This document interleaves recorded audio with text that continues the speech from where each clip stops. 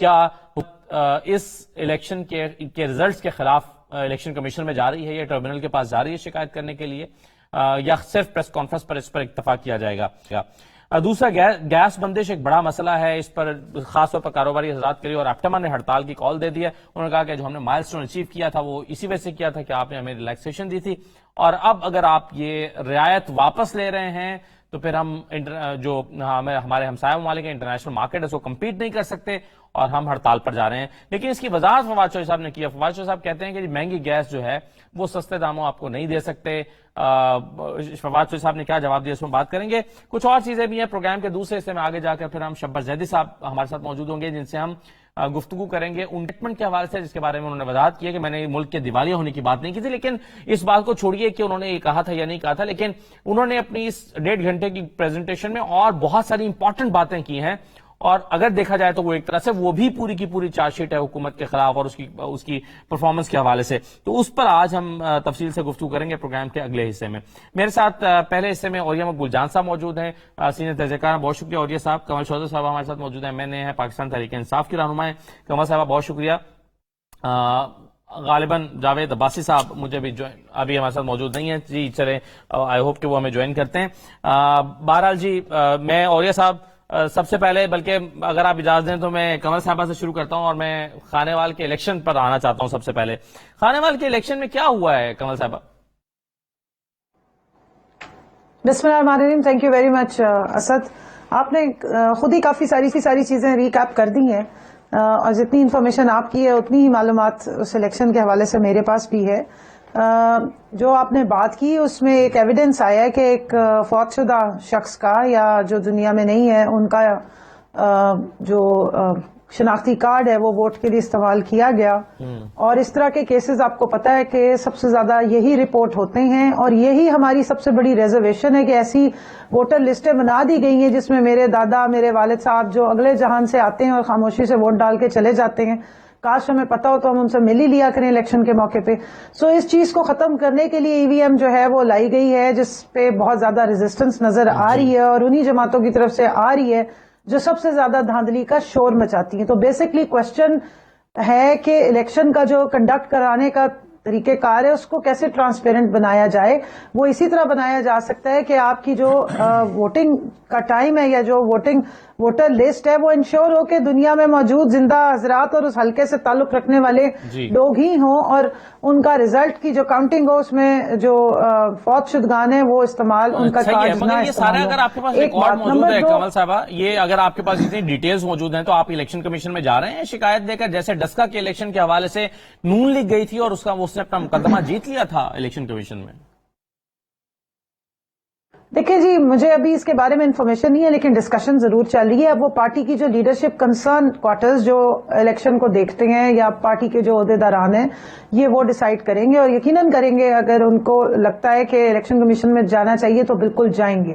لیکن سب سے بڑا سوال یہاں پر یہ اٹھانے والا ہے، اور یہ آپ سے بھی میں کہوں گی کیونکہ آپ نے بہت آگاہی کے لیے بہت سارے پروگرامز بھی کیے ہیں، کہ یہ ٹرانسپیرنسی کا جو کوشچن ہے، جب کوئی بھی الیکشن ہوتا ہے اگر وہ کانٹروورشل ہو جاتا ہے اس طرح کے کوئی واقعات سے، تو اس کو ہی ہم نے ختم کرنا ہے۔ اس چیز کو فی الحال اگر ہم تھوڑی دیر سائڈ پہ رکھ دیں کہ جیتا کون ہارا کون، لیکن مسئلہ سارا یہ کہ جو بھی الیکشن ہو اس میں دھاندلی کو ہم نے رول آؤٹ کرنا ہے، تاکہ الیکشن کے ریزلٹس پہ کوئی جو ہے وہ کوشچن مارک نہ ہو۔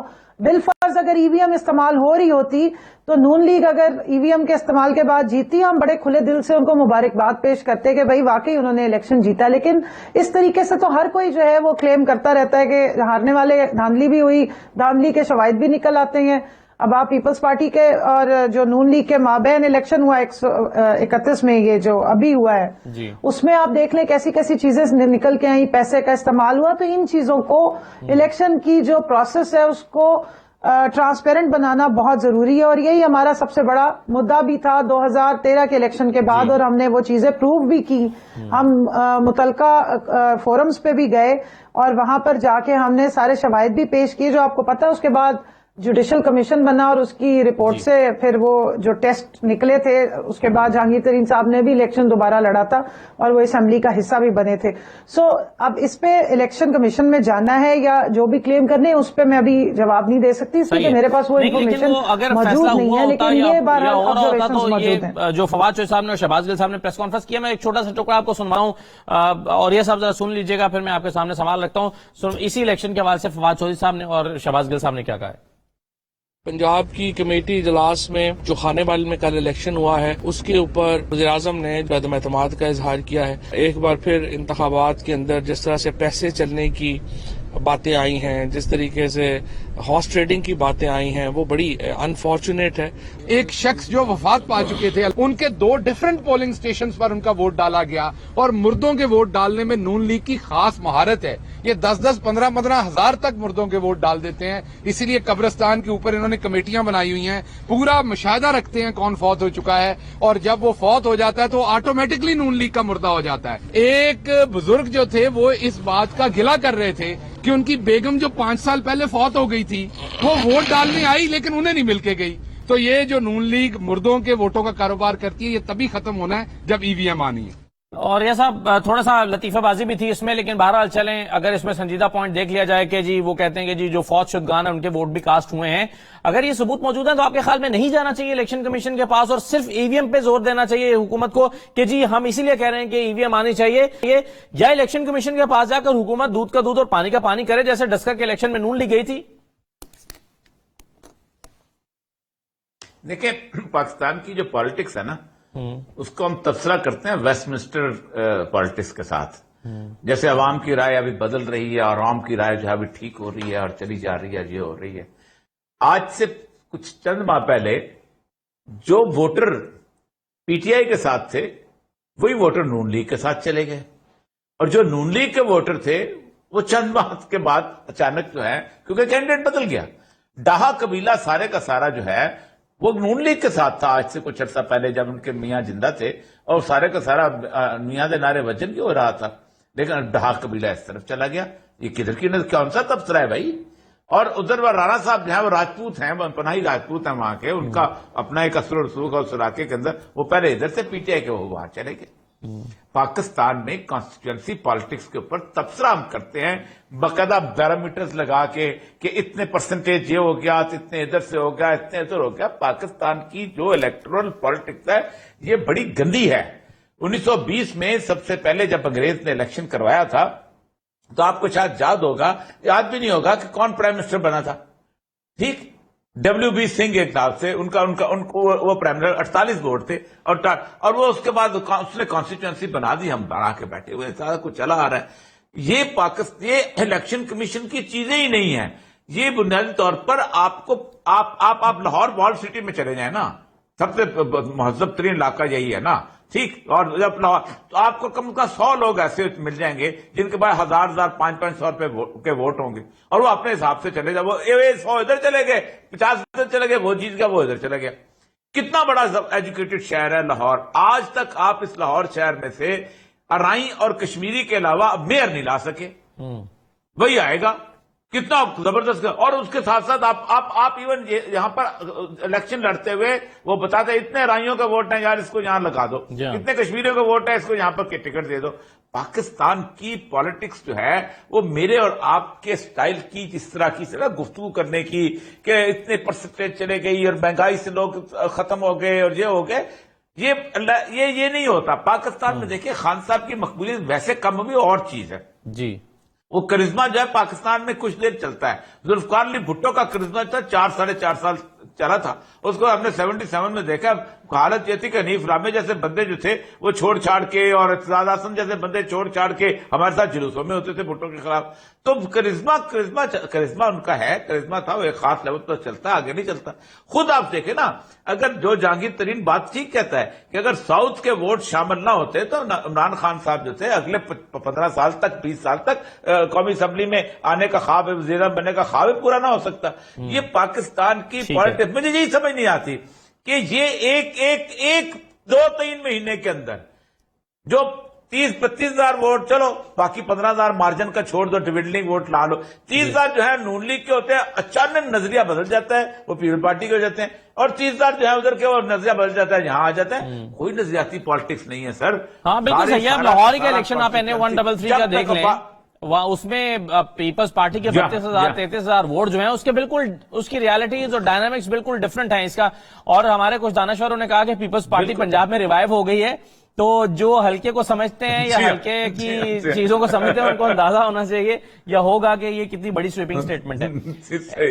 اینی وے مجھے ایک اور معاملہ یہ ہے جو شہزاد اکبر صاحب کی پریس کانفرنس کا میں نے ذکر کیا. میں چاہا کہ نون لیگ کے ہمیں جو شخصیت ہیں جنہوں نے ہم سے کمٹ کیا وہ جوائن کر لیتے تو میں سامنے رکھتا، لیکن چلے بہرحال اس پہ گفتگو کا آغاز کر دیتے ہیں. یہ جو آج شہزاد اکبر صاحب کہہ رہے ہیں، وہ کہتے ہیں کہ جی اورنگزیب بٹ ہے، گجرات کی بیوٹیفیکیشن کمیٹی کا سربراہ تھا، گلزار احمد مر گیا، اس کے مرنے کے بعد بھی اکاؤنٹ چلتا رہا. اور یہ کہا کیا ہے شہزاد اکبر صاحب نے جو اس ڈاکومنٹ کا حوالہ دے کر بات انہوں نے کیا، جو چالان جمع ہوا ہے، کیا کہہ رہے ہیں سن لیجئے پہلے. گلزار احمد خان جو کہ چپڑاسی تھا رمضان شوگر مل میں، اس کے اکاؤنٹ کے اندر ایک چیک جمع ہوتا ہے 5 ملین کا. وہ چیک آتا ہے اورنگزیب بٹ نامی شخص کے نام سے. اس اکاؤنٹ میں ٹوٹل جو ٹرانزیکشن ہوئی ہے وہ 1 ارب روپے سے زائد کی ہوئی ہے. اس کے بعد انہی اورنگزیب بٹ صاحب کو گجرات کی بیوٹیفیکیشن ایک کمیٹی بنائی جاتی ہے، اس کا سربراہ بنا دیا جاتا ہے. گلزار احمد کے اکاؤنٹ میں سے جو شخص یہ پیسے وڈرا کرتا ہے اس کا نام ہے مسرور انور. گلزار احمد خان 2015 میں فوت ہو جاتا ہے. اس کے بعد بھی گلزار احمد خان کا اکاؤنٹ چلتا رہتا ہے اور یہی مسرور انور وہاں سے کیش وڈرا بھی کرتا ہے. اچھا کمال صاحب، یہ میرے ہاتھ میں جو ڈاکومنٹ ہے یہی شہزاد اکبر صاحب کے پاس ہے، اور یہ انہوں نے کوئی نئی بات نہیں کی، اسی میں سے کچھ چیزیں انہوں نے پڑھ کے ہمیں سنا دی ہیں. اور زیادہ جو امپورٹنٹ بات ہے وہ یہ ہے کہ کم و بیش ایسی ہی باتیں وہ تب بھی کرتے رہے ہیں جب نیب کا میں مقدمہ آیا تھا شہباز شریف صاحب کے خلاف منی لانڈرنگ کا، اور اس میں بھی کم و بیش نیب کے پاس ایسے ہی ثبوت ہیں جو کہ FIA کے پاس ہیں. نام مختلف ہے، اکاؤنٹ مختلف ہے، بینک مختلف ہیں، ٹرانزیکشن مختلف ہیں، لیکن ثبوت کم و بیش یہی ہیں. میرا سوال یہ ہے کہ 3 سال میں کیا ہوا ہے، پروسیکیوشن نے کیا کیا 3 سال میں؟ دیکھیں، سب سے پہلی بات تو یہ ہے کہ 16 ارب روپیہ اگر 14 یا 18 اکاؤنٹس میں گیا ہے، اور ایسے ملازمین کے اکاؤنٹس میں گیا ہے جو 12,800 روپے کماتے رہے ہیں، لیکن ان کے جب اکاؤنٹس میں ٹرانزیکشن ہوتی رہی ہے تو آپ سوچیں کہ 1 ارب سے بھی زیادہ کی ٹرانزیکشنز ہوتی رہیں. اور جو گلزار صاحب وفات پا چکے ہیں 2015 میں، 2018 تک بھی ان کا اکاؤنٹ استعمال ہوتا رہا، تو یہ قابل تشویش بات تو ہے میرے اور آپ جیسے لوگوں کے لیے. میں نے تو اب تک اپنی کمائی یا میرے خاوند کی کمائی سے ہم 1 ارب تو نہیں کما سکے، اور پتہ نہیں کب کمائیں گے جو حلال کی کما رہے ہیں. لیکن مجھے یہ پتا ہے کہ جس طرح بھی یہ بیان فرما رہے تھے، ساؤتھ پنجاب میرا علاقہ ہے، وہاں 4 ارب میں یا 16 ارب میں 4 یونیورسٹیاں بن جاتی، میرے لوگ بھوکے مرتے ہیں، پیاسے مرتے ہیں، وہاں بہت کچھ ہو جاتا. تو یہ اتنی چھوٹی بات نہیں کہ ہم اس کو کہیں گے اچھا جی پہلے بھی ہوا تھا اب بھی ہوا تھا. فرق اب یہ ہے کہ 17,000 کے قریب جو ڈیبٹ یا جو اکاؤنٹس تھے مختلف قسم کے، ان کو جانچا گیا ہے، ان کی نوک پلک سنواری گئی ہے، اس کو دیکھا گیا ہے کہ ٹرانزیکشنز ہوئی ہیں، ڈیبٹ جو یوز ہوئے ہیں وہ کس طریقے کی ہوئی ہیں. اوریا جان مقبول صاحب جو ہیں بہت سینئر ہیں، بیوروکریٹ بھی رہے ہیں، اور ان کا بہت تجربہ ہے. یہ سمجھتے ہیں کہ جو وائٹ کالر کرائم ہوتے ہیں یا بینکنگ کو یوز کر کے کیے جاتے ہیں، بڑی مشکل سے وہ ٹریس ہوتے ہیں. اب میں یہ سمجھتی ہوں، جو میں نے شہزاد اکبر صاحب کی پریس کانفرنس بھی سنی، ان سے بات بھی ہوئی، حکومت اور جو پروسیکیوشن ہے وہ تیار ہے، ود ایویڈنس تیار ہے. اور میں سمجھتی ہوں کہ ہماری جوڈیشری کو اب اس کا پورا برڈن لیتے ہوئے مہربانی کرنی چاہیے، اس کو ڈے ٹو ڈے ٹرائل چلائیں، اور مہربانی کریں کہ جو پاکستان کی پارلیمنٹری اسٹائل آف ڈیموکریسی اور جو جمہوریت وہ ڈے ٹو ڈے تیار ہیں، ان کے پاس سکت ہے کہ وہ ڈے ٹو ڈے اس کو میں بالکل کہہ رہی ہوں نا جی. اسد صاحب مجھے 1 منٹ صرف بات پوری کرنے دیں. میں صرف اتنا، میں ڈیموکریسی کی اسٹوڈنٹ ہوں، میں نے investigating democracy theory in practice scholarship پہ کیا ہوا ہے.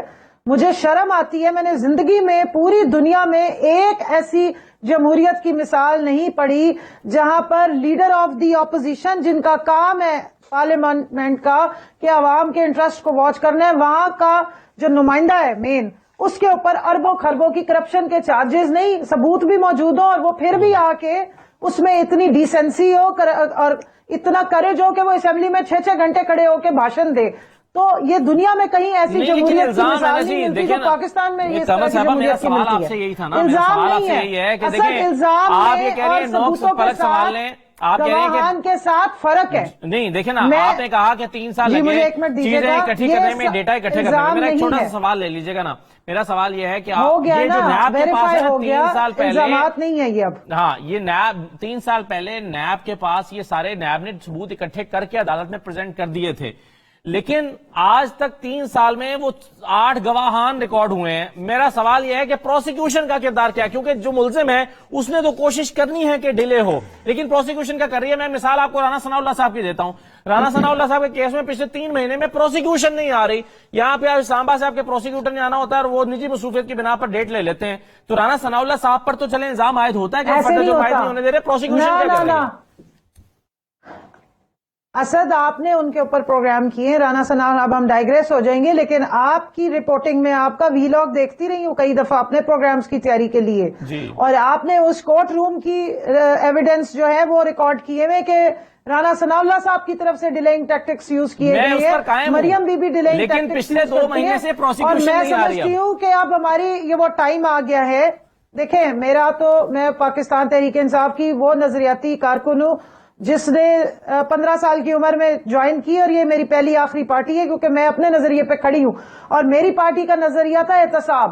اب جو کام ہم کر سکتے تھے ہم نے کیا، لیکن جوڈیشری کو بھی رسپانسبلٹی شو کرنی ہوگی. میں سمجھتی ہوں یہ ٹیسٹ کیس ہے پاکستان کی پارلیمنٹ کا لیڈر آف دی اپوزیشن کے اوپر، یا پنجاب میں لیڈر آف دی اپوزیشن کے اوپر اتنے بڑے چارجز ہوں، اور وہ کہ جی پتہ نہیں 25 ارب روپیہ کیسے میرے اکاؤنٹ میں آ گیا. دوسرا کہ جی مجھے کیا پتا 16 ارب روپیہ میرے ملازمین کے اکاؤنٹ میں آ گیا، 27 ارب روپیہ تو آیا ہے. ٹوٹل ان کے لیے 1 ارب 2 ارب 27 ارب 50 ارب کوئی چیز ہی نہیں ہے.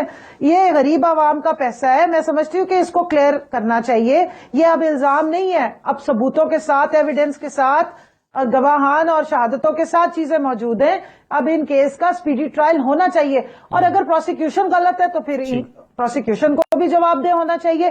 میں تو دونوں سائڈ کا دیکھیں، یہ ہمارے لیے بھی بہت ضروری ہے کہ اگر ملک کے ادارے، ملک کی جوڈیشری صحیح پرفارم کرے گی، ہمارا کانفیڈنس بڑھے گا، عام آدمی کا کانفیڈنس بڑھے گا. میرے پہ کیس ہوتے ہیں میں تو عدالت میں ہی جاؤں گی نا، میرے پاس تو کوئی سفارشیں نہیں ہے، میں تو وکیل کروں گی اور جا کے کیس لڑوں گی. میرا کانفیڈنس کیسے ہوگا میری عدالت پہ جب میں دیکھوں گی کہ بڑے بڑوں کے ساتھ احتساب ہو رہا ہے؟ اگر وہ صحیح ہے تو انہیں باعزت بری ہونا چاہیے. لیکن اگر انہوں نے یہ پیسہ کھایا ہے تو پھر وہ یہ ڈیزرو نہیں کرتے کہ پاکستان کی جمہوریت کا مذاق اڑائیں اور پارلیمنٹ میں کھڑے ہو کے وہاں پہ وہ اللہ کے ناموں کے نیچے کھڑے ہو کے اور بڑے بڑے وہاں پہ قصیدے ہمارے لیے اور بڑے بڑے بھاشن ہمیں دیتے رہے. یہ بس اب 2022 آ رہا ہے، اب ہمیں ان چیزوں سے ذرا باہر آنا ہے. ہماری نئی نسل ہمارا تماشا نہ دیکھے. ہم اپنے بچوں کو کیا جسٹیفیکیشنز دیا کریں یہاں رہنے کے لیے، جس رفتار سے کیسز چل رہے ہیں اس سے تو لگتا ہے کہ 2023 کے الیکشن کے as Pakistani, not as member of parliament, not میں ایز اے کامن سٹیزن جو ٹیکس پے کرتے ہیں اور اپنے ملک سے محبت کرتے ہیں، اس جمہوریت کو اسٹرینتھن کرنے کے لیے ٹائم بھی دیتے ہیں، قربانی بھی دیتے ہیں. اور ہماری یہ ڈیمانڈ ہے کہ اب ہمارے سامنے یہ کیسز کو پروسیڈ ہونا چاہیے. یہ ایویڈنس آ گیا، پروسیکیوشن پرفارم نہیں کرے گی. آپ وہاں پہ اوپن کیس میں بیٹھے ہوتے ہیں نا، آپ پھر رپورٹ کریں گے نہیں کر رہے. لیکن اگر دعویٰ کیا جا رہا ہے ایک سائڈ سے تو دوسری سائڈ کو اس کو لینا چاہیے. میں ایک چھوٹا سا بریک لیتا ہوں، میں اپنا نقطہ مزید واضح کرنے کرتا ہوں. بہتر ہوتا کہ نون لیگ اس کو ڈیفینڈ کرنے کے لیے موجود ہوتے. پروگرام میں جاوید عباسی صاحب نے ہم سے کمٹ کیا ہوا تھا، لیکن عین وقت پر پروگرام شروع ہونے سے چند لمحے پہلے انہوں نے کسی وجہ سے معذرت کی ہے. بہرحال میں اوریہ صاحب سے رائے لیتا ہوں. ایک چھوٹا سا بریک لیتے ہیں، بریک کے بعد واپس آتے ہیں.